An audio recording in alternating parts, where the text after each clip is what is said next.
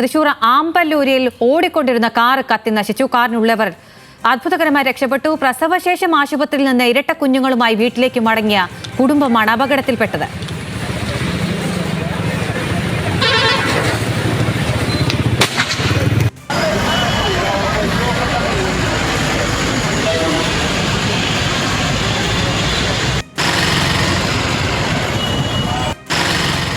വിവരങ്ങളുമായി Levin K Vijayan ചേരുന്നുണ്ട്. Levin, പ്രസവശേഷം കുട്ടിയും കൊണ്ട് മടങ്ങുന്ന കുടുംബമാണ് കാറിലുണ്ടായിരുന്നെന്ന് മനസ്സിലാക്കുന്നു. അവരെങ്ങനെയാണ് പുറത്തിറങ്ങിയത്? അപകടം അത്ര രീതിയിൽ ആവാതിരിക്കാൻ അത് കാരണമായി എങ്ങനെയാണ് അവർ പുറത്തിറങ്ങാൻ കഴിഞ്ഞത്? അഖില, അത്ഭുതകരമായ രക്ഷപ്പെടൽ എന്ന് വേണമെങ്കിൽ നമുക്ക് പറയാം.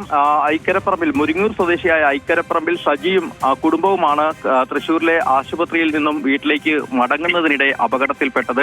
സജി 18 വർഷം കാത്തിരുന്നതിന് ശേഷമാണ് 2 ഇരട്ടക്കുട്ടികൾ ഉണ്ടാകുന്നത്. ഇരട്ടക്കുട്ടികൾ ഉണ്ടായി പ്രസവ ശുശ്രൂഷകൾ പൂർത്തിയാക്കി ആശുപത്രിയിൽ നിന്നും ഭാര്യയും കുടുംബവുമായി സജി വീട്ടിലേക്ക് മുരിങ്ങൂരിലേക്ക് മടങ്ങുന്നതിനിടയിലാണ് അപകടമുണ്ടാകുന്നത്. കാറ് ദേശീയപാത 544 ആമ്പല്ലൂർ പ്രദേശത്തേക്ക് എത്തിയപ്പോൾ കാറിന് പിന്നിൽ നിന്നും പുക ഉയരുകയായിരുന്നു.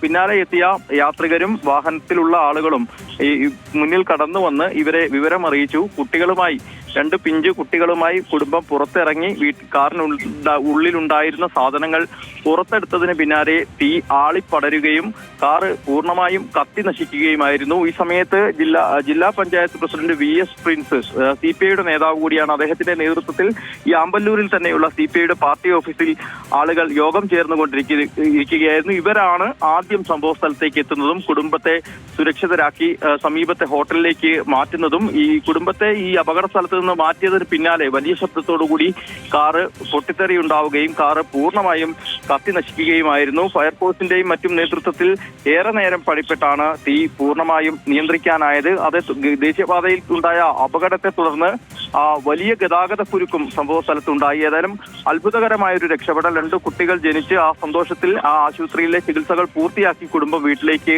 മടങ്ങുന്നതിനിടയിലാണ് ഇത്തരത്തിലൊരു അപകടമുണ്ടായത്. ദേശീയപാതയിൽ ഈ പ്രദേശങ്ങൾ കേന്ദ്രീകരിച്ചുകൊണ്ട് ഇത്തരത്തിൽ വാഹനങ്ങൾ കത്തുന്ന സംഭവം ഒന്നിലധികം തവണ ആവർത്തിച്ചിട്ടുണ്ട്. ഏതായാലും സംഭവത്തിൽ നടുക്കം കുടുംബത്തിന് വിട്ടുമാറിയിട്ടില്ല.